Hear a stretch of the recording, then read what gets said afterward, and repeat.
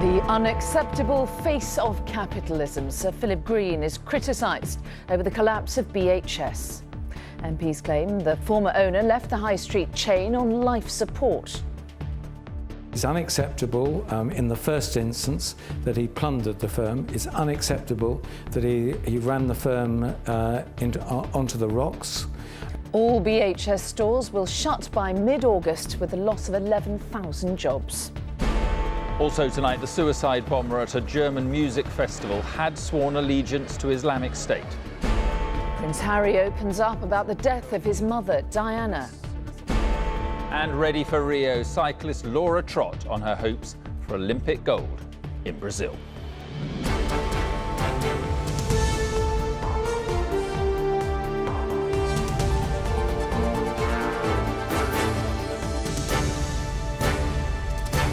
This is the ITV Evening News with Mary Nightingale and Mark Austin. Good evening. Today's report is damning and pulls no punches. Sir Philip Green left the high street store BHS on life support when he sold it to MPs. He is the unacceptable face of capitalism, whose greed directly led to the downfall of BHS. As a result, 11,000 people have lost their jobs and its pension scheme lies in tatters. But even though he stands accused of plundering BHS and enriching himself and his family, Sir Philip is keeping well away from the spotlight this evening. He is instead aboard his new £100 million super yacht somewhere in the Greek islands. Our business editor, Joel Hills, reports. Sir Philip Green's success as a businessman made him a billionaire. He moves in the same circles as presidents and prime ministers, superstars and supermodels. He was knighted for services to retail. But today, not one but two committees of MPs judged him the unacceptable face of capitalism for the failure of BHS. Responsible. He bought the company in 2000. He extracted enormous amounts of wealth for his family. He didn't invest sufficiently in the business and didn't contribute enough to the pension scheme. And then when it was heading for the cliff, he sold it to somebody who was incompetent. I just think that's an unnecessary statement. I think you should withdraw it. I think it's very rude. When Sir Philip Green appeared before MPs 6 weeks ago, he was combative. He apologised for the collapse of BHS, but insisted he was not to blame. In the 14 years Sir Philip owned BHS, it went from a profitable company to one that was heavily loss-making. The pension scheme went from surplus to unsustainable deficit. MPs judged that the £300 million Green took out of the business in the good times ultimately weakened it. By the time Dominic Chappell bought BHS for £1 last year, MPs say the failure of the business and its pension fund was inevitable. They conclude Chappell was a chancer and self-serving. MPs believe Green knew this, but sold him the business anyway. Sir Philip Green, the unacceptable face of capitalism, isn't that a bit strong? This is a real stain on the reputation of business in terms of this extreme greed and leadership failure. I think Philip Green's reputation is in absolute tatters, and good businessmen and women up and down the country will be absolutely disgusted. A few days ago, Sir Philip was photographed on one of his yachts. No comment from him today, but this criticism will sting, not least the allegation his behaviour is worse than that of Robert Maxwell, who plundered the pensions at Mirror Group. Maxwell, as we know, threw himself off the boat, so was not around to fix it. Sir Philip Green hasn't thrown himself off his yacht, is around and should fix it. How much would it cost, Frank Field, do you think, to fully cover the pension scheme? My guess it's probably about 700 million now. Sir Philip Green promised to resolve the pension problem at BHS, but that's a colossal sum, even for a billionaire. Joel Hills, ITV News. Well, one campaigner who used to be an employee of BHS is calling for Sir Philip Green to sell off one or more of his 3 yachts to help rescue staff pensions. So far, he's not carried out his pledge to fix the pension fund crisis. The remaining stores in the BHS group are set to be shut down over the next month or so. Damon Green reports from one store in Rotherham, which is closing this week. They're counting down the days until the store closes. Opening time every morning. 24 hours closer to losing their jobs. Inside, everything is being dismantled and sold as BHS branches become emptier. Angela worked at the Rotherham store until just a few weeks ago and visited this morning to say goodbye to the friends she'd made over the years. It's heartbreaking, really, to see it like it is now. They're selling everything, you know, mannequins, everything there, and it's heartbreaking. And in a way, I'm glad I'm out before it actually closed. I don't think I could have done it. 20 stores closed on Saturday, making 580 people redundant. Another 30 will shut in 6 days' time, affecting 700 more staff. The remaining 114 branches close in 4 weeks' time, when another 10,000 jobs will go.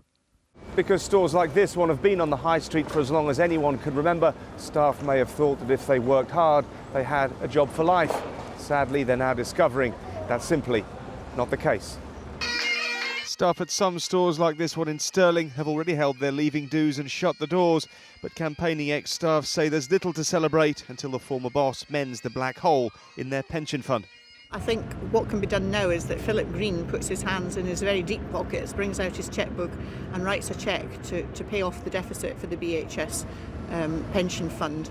And if that means him selling a couple of his yachts, so be it, because you can only be on one yacht at once. The staff here like to say they treated each other and their customers as family. This was more than just a name on the high street.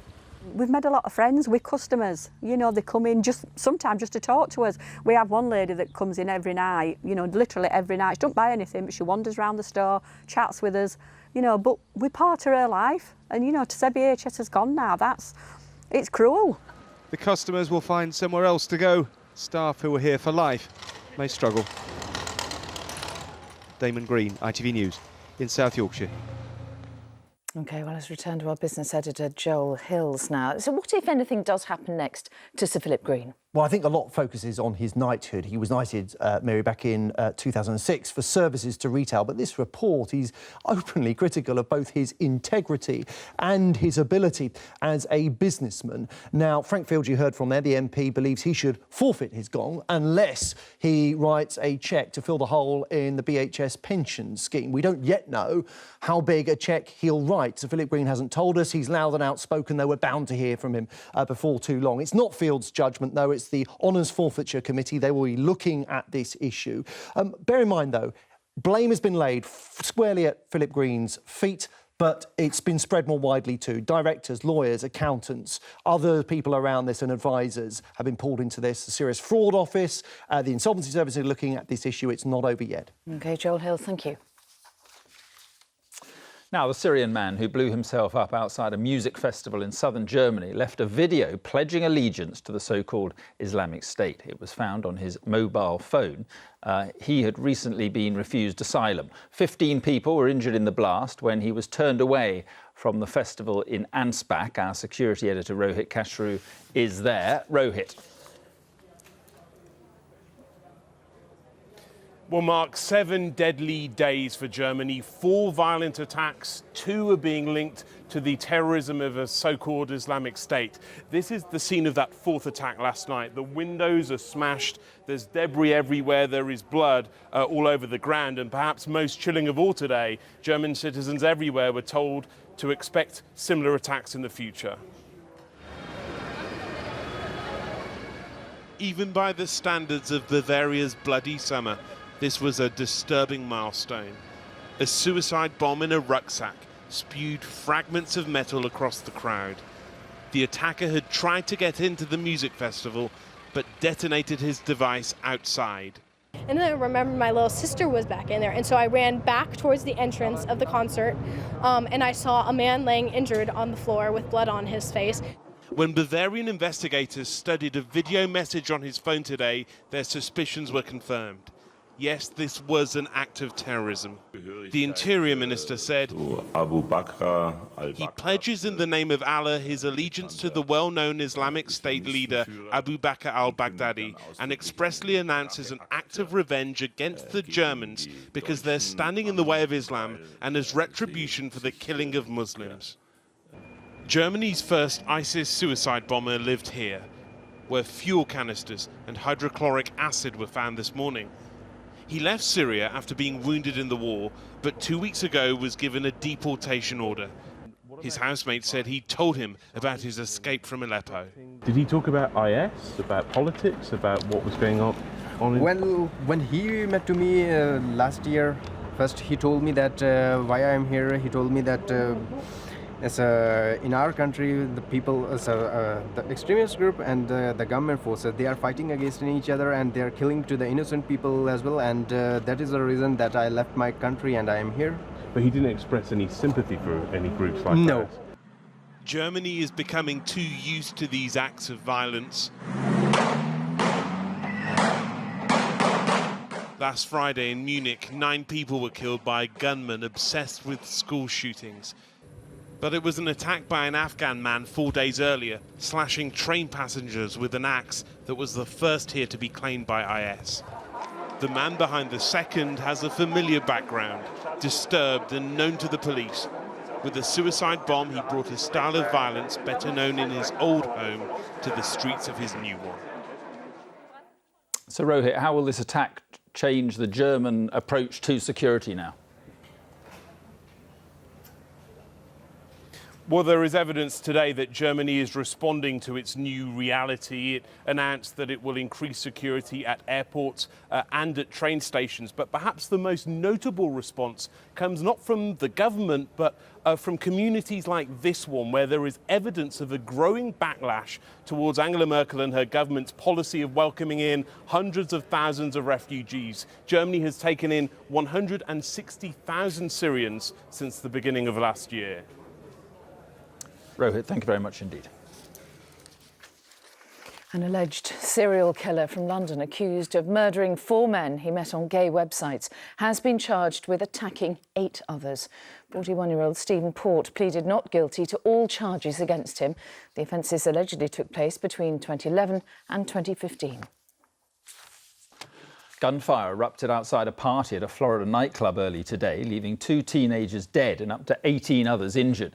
Police, who are questioning 3 people about the shooting in Fort Myers, said it was not an act of terror. It's just 6 weeks since the Orlando nightclub massacre, in which 49 people died. Juliet Bremner has more.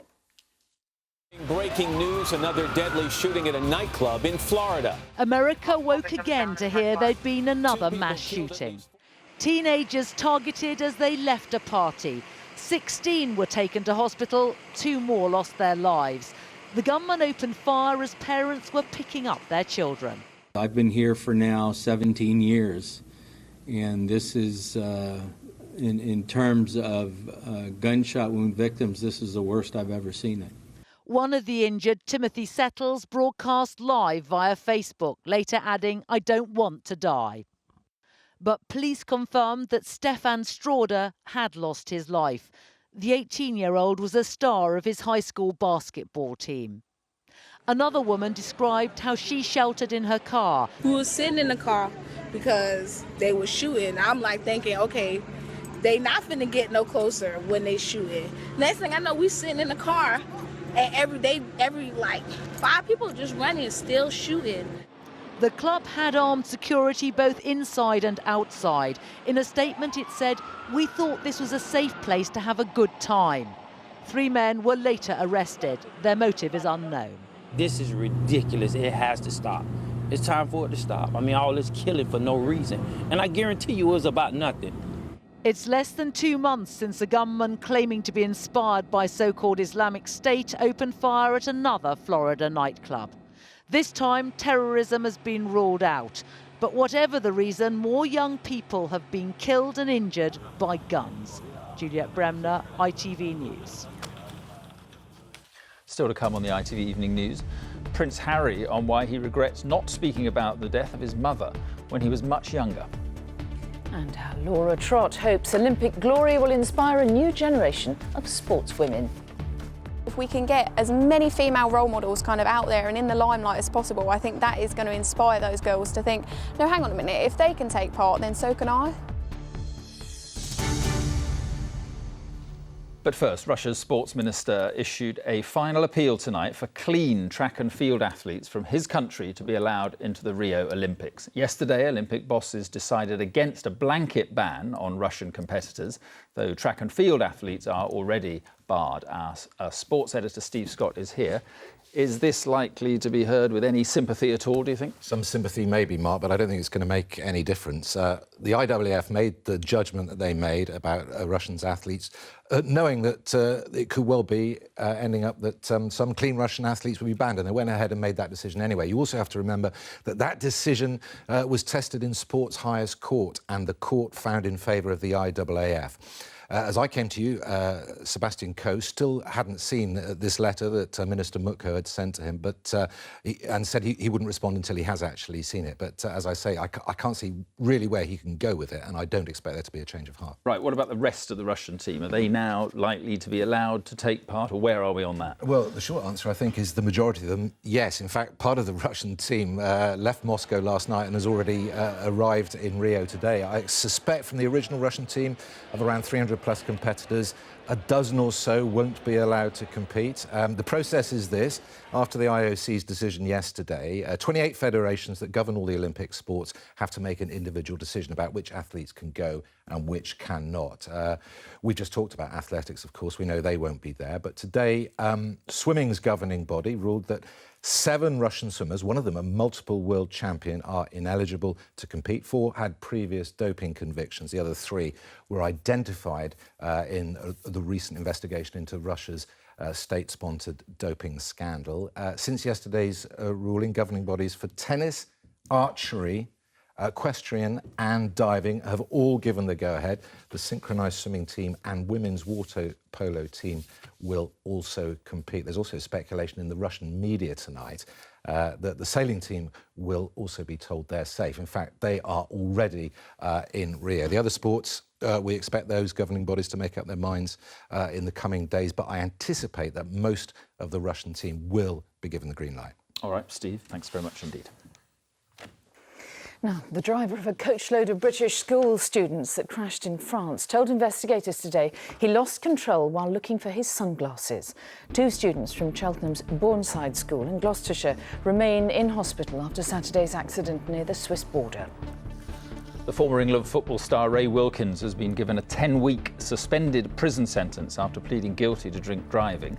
He was also banned for 4 years. Wilkins told magistrates he is an alcoholic who has no choice but to stay away from drink or face ruining his life.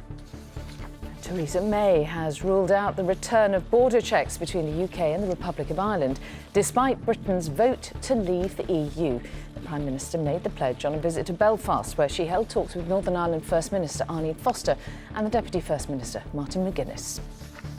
And British and French authorities are being urged to ensure there is no repeat of the huge delays at Dover over the weekend. P&O ferries have called the 15-hour wait faced by some holidaymakers completely unacceptable.